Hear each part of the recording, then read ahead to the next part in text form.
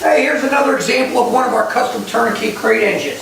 This one happens to be a 502 big block. We start out with a brand new block, GM block. It's got a forged rotating assembly in this thing. Nice hydraulic roller cam. It's got some metal block heads that we take the springs off, put our own with some good seals, Viton seals, ARP bolts in the heads. Got stainless steel roller rockers, mainly push rods. This one happens to have a polished intake, Holley carb, MSD distributor, full bolt march system.